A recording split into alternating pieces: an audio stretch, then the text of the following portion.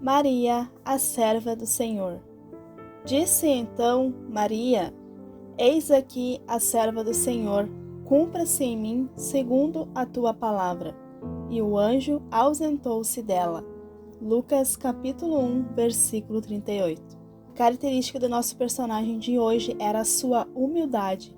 A conquista foi mãe de Jesus. Viveu de 20 anos antes de Cristo até depois da ressurreição de Jesus e do nascimento da igreja. Seu nome era Maria, o que significa bendita.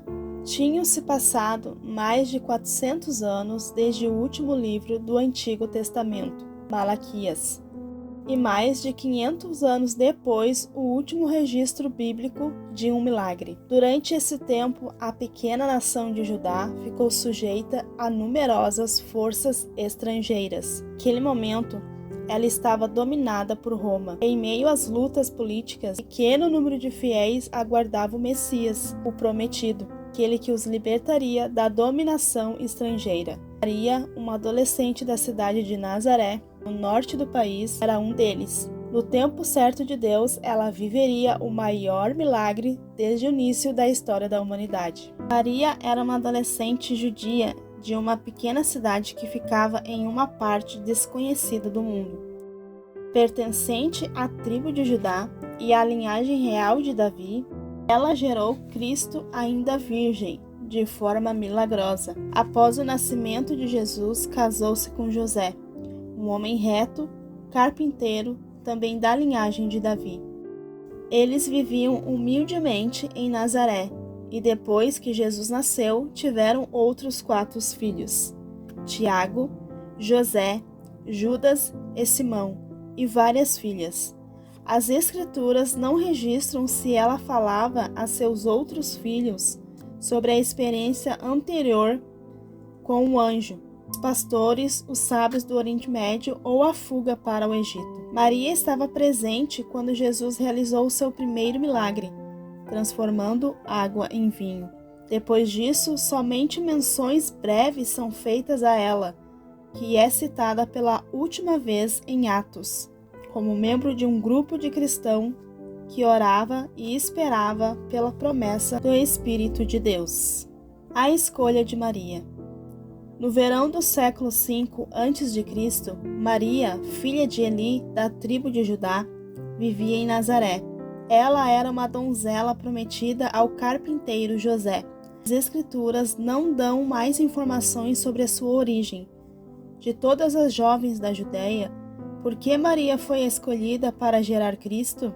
Sua humildade, sua gentileza, seu espírito manso e sua piedade dão algumas dicas. No tempo certo da história, o anjo Gabriel lhe anunciou a mensagem do Altíssimo de que ela seria, pelo poder do Espírito de Deus, a mãe do tão esperado Messias. A submissão de Maria. O que surpreende na anunciação da escolha de Maria é como ela recebe a notícia. Não ficou hesitante ou cética, somente indagou de modo inteligente a Gabriel como poderia se tornar mãe de Jesus sendo virgem. Após a explicação de como o milagre ocorreria, Maria, com total fé e aceitação, disse: Eis aqui a serva do Senhor, cumpra-se em mim segundo a tua palavra. E o anjo ausentou-se dela. Lucas capítulo 1, versículo 38. Saudação de Maria. Maria foi ao sul visitar sua parente mais velha, Isabel, que também teria um bebê. Para a surpresa de Maria, ao entrar na casa de Isabel, sem dúvidas guiada pelo Espírito Santo, adorou a criança em seu ventre.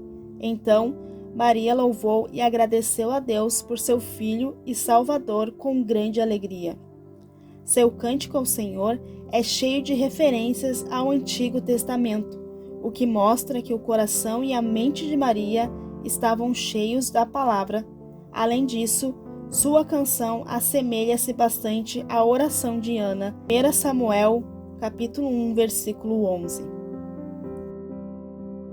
A tristeza de Maria. Como Deus encarnado, desde os seus primeiros anos de vida, Jesus deve ter uma profunda consciência de quem era, de onde provinha e de qual seria a sua missão no mundo.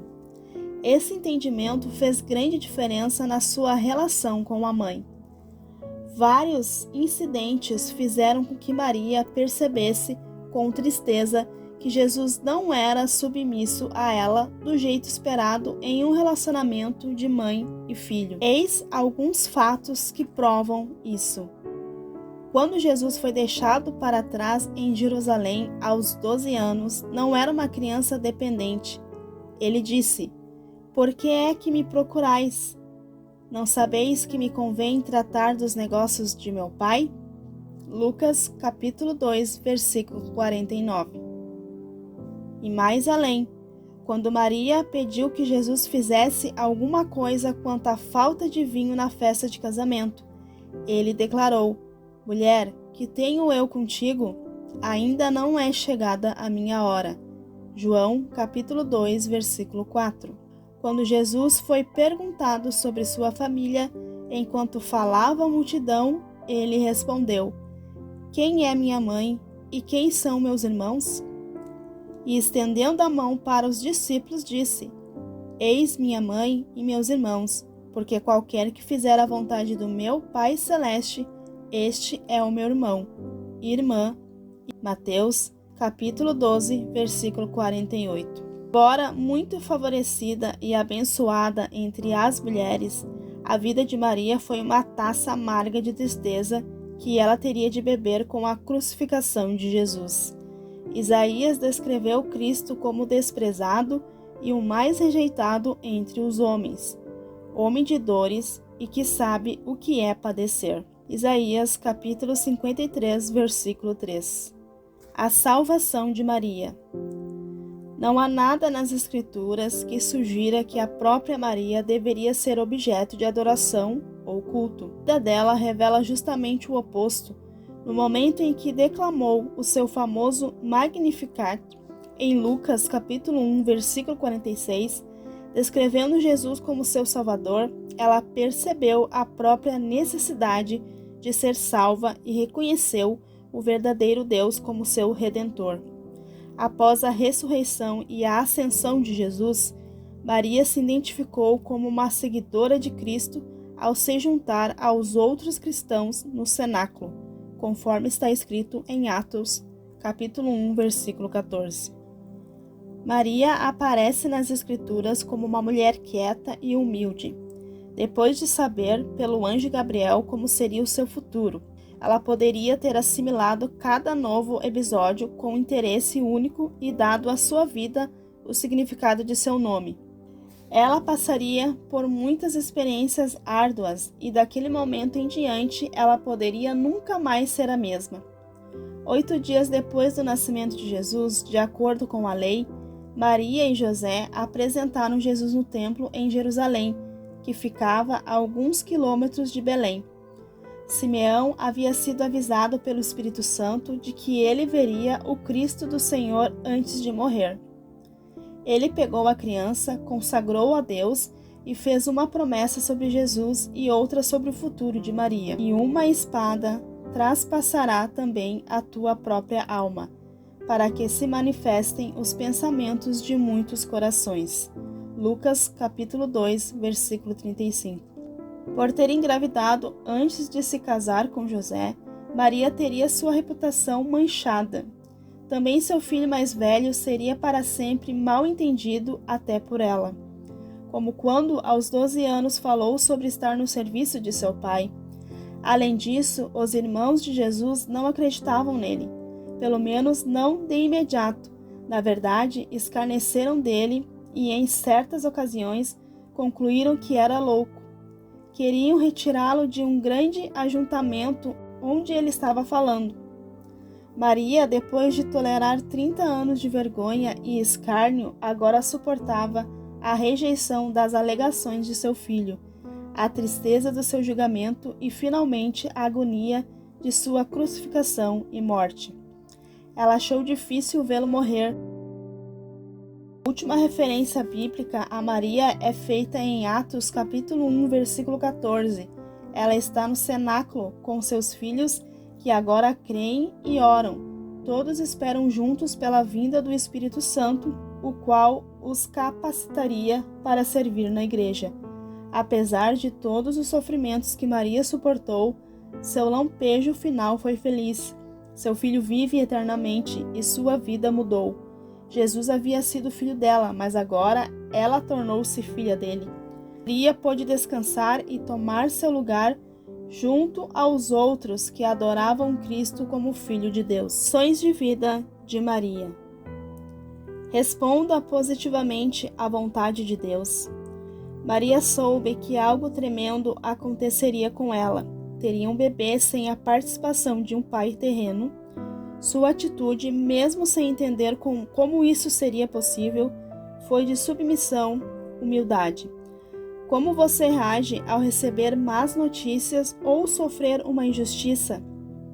Reluta ou protesta? Confie em nosso gracioso Pai para saber o que é melhor para a sua vida. Mesmo que possa parecer loucura ou injustiça, aceite a vontade dele e entre no plano perfeito do Altíssimo para você.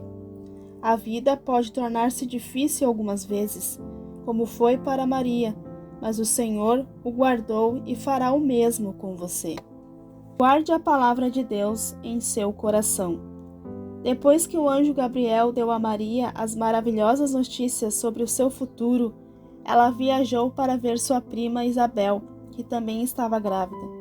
A canção de adoração que Maria entoou quando chegou à casa de Isabel é chamada de Magnificat, porque engrandece o Senhor.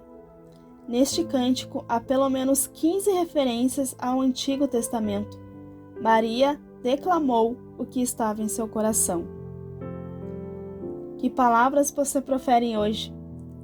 Guarde a palavra em seu coração para que ao abrir a boca você deixe jorrar a adoração e a exuberância dela. Passe tempo a sós com Deus. Lucas disse que após o nascimento de Jesus e a chegada dos pastores que contaram como seres angelicais, lhe apareceram e cantaram louvores a Deus. Maria guardava todas essas coisas, conferindo-as em seu coração. Ela passou o tempo meditando nos fatos da sua vida. Deixe o exemplo de Maria servir como lembrete de sua necessidade de estar a sós com o Senhor para refletir sobre o que Ele está fazendo em sua vida. Há quanto tempo você fica sozinho com Deus? É nos momentos de contemplação que aprendemos a apreciar tudo que o Senhor fez, está fazendo e fará. Muitas vezes é esse tipo de solicitude que difere um cristão extraordinário de um cristão simples.